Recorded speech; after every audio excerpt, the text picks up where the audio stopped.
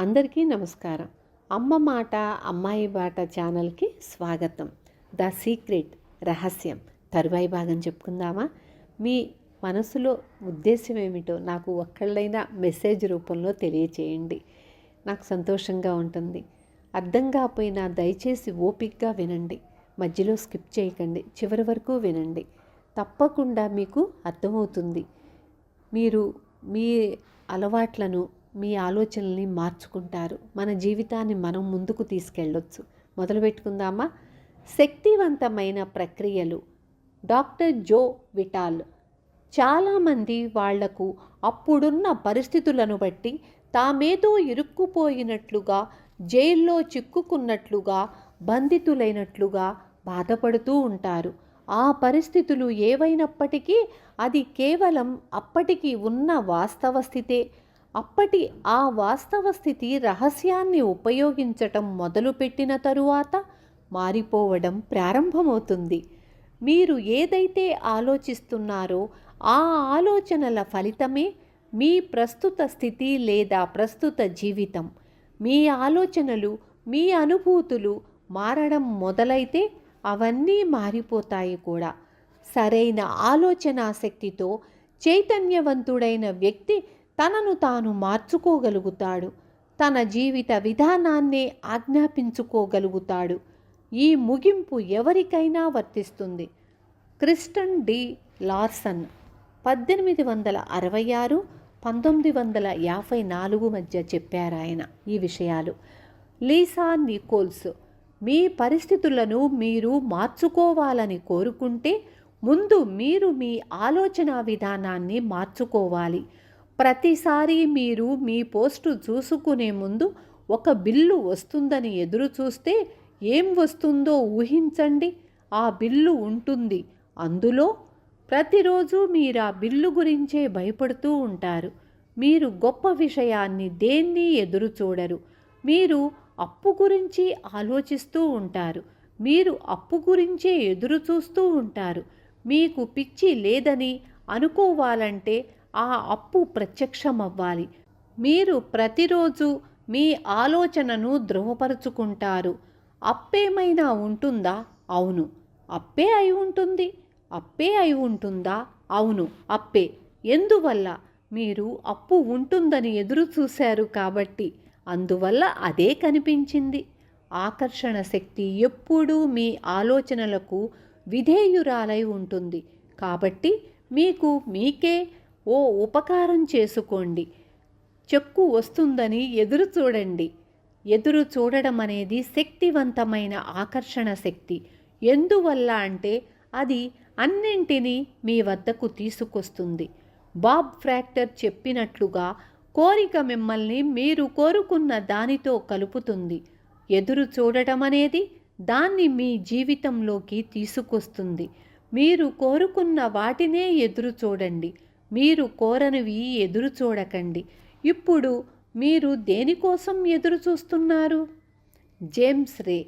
చాలామంది తమ ప్రస్తుత స్థితిగతులను చూసుకొని అంటూ ఉంటారు, నేను ఇటువంటి వాణ్ణి అని.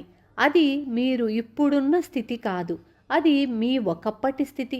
ఉదాహరణకి, మీ బ్యాంకు ఖాతాలో మీకు చాలినంతగా డబ్బు లేదు, లేదా మీరు కోరుకున్న సంబంధ బాంధవ్యాలు లేవు, లేదా మీ ఆరోగ్యం, మీ ఫిట్నెస్ సరిగ్గా లేవు. అది మీరనుకున్న స్థితి కాదు. అది మీ గతానికి సంబంధించిన ఆలోచనలు, చేతల తాలూకా ఫలితం. అదెప్పుడో అయిపోయింది.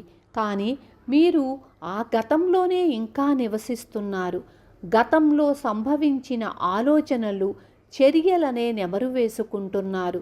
ఇప్పుడున్న స్థితిగతులను గతంతో నిర్వచించుకున్నప్పుడు ప్రస్తుతం మీరు శూన్యంలోకి వెళ్ళాల్సి వస్తుంది. అదే భవిష్యత్తు కూడా అవుతుంది.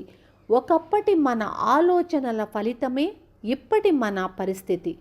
బుద్ధ 563 క్రీస్తుపూర్వం 483 క్రీస్తుపూర్వం.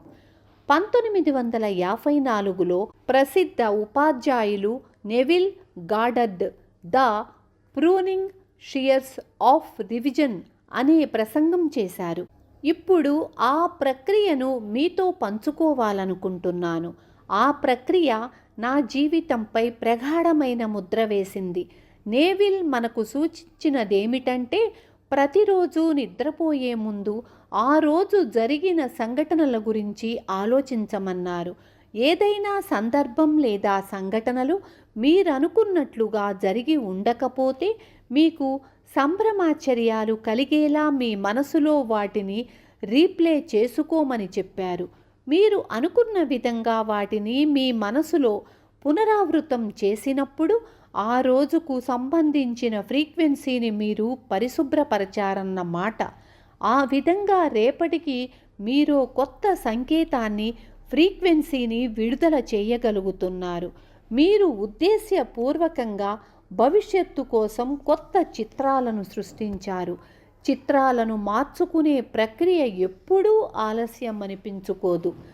కృతజ్ఞత అనే శక్తివంతమైన ప్రక్రియ. డాక్టర్ జో విటాల్. మీ జీవితాన్ని సుగమం చేసుకోవడానికి ఇప్పటికిప్పుడు ఏం చేస్తారు? అది ఎలా ప్రారంభిస్తారు? మీరు ప్రప్రథమంగా చేయవలసింది, మీరు దేనికైతే కృతజ్ఞులై ఉంటారో ఆ జాబితాను తయారు చేయటం మొదలు పెట్టండి. ఇది మీ శక్తిని మళ్లించి మీ ఆలోచనను మళ్లించడానికి దోహదమవుతుంది. ఈ ఎక్సర్సైజ్ చేయటానికి ముందు మీరు దేని గురించి మీ దృష్టిని లగ్నం చేసి ఉంటారు? మీకు ఏది లేదో దాని గురించి. ఇంకా మీ ఫిర్యాదులు, సమస్యలు అని అలా వేరే మార్గంలో వెళుతూ ఉంటారు. అందుకు బదులుగా మీకు జరిగిన మంచికి ఎవరెవరికి కృతజ్ఞులై ఉంటారో వారి గురించి ఆలోచించటం మొదలుపెట్టండి. కృతజ్ఞత గురించి అనుకోవడం కొత్త ఆలోచన. అది ప్రపంచానికి సంబంధించిన సృజనాత్మక శక్తులను, మీ మనసును సంపూర్ణంగా సన్నిహితం చేసి సయోధ్య ఏర్పరుస్తుంది. అందువల్ల దీని గురించి బాగా ఆలోచించండి. అది నిజమని మీరే గ్రహిస్తారు. వాలెస్ వాటిల్స్ 1860 నుండి 1911 వరకు. మార్స్ షిమోఫ్. కృతజ్ఞత అనేది మీ జీవితంలోకి మరిన్ని మంచి వస్తువులను తీసుకురావడానికి ఖచ్చితంగా ఓ మార్గం అవుతుంది. విన్నారు కదా? మీకు అర్థమైంది కదా? రేపు మళ్ళీ తరువాయి భాగంతో మీ ముందుకు వస్తాను.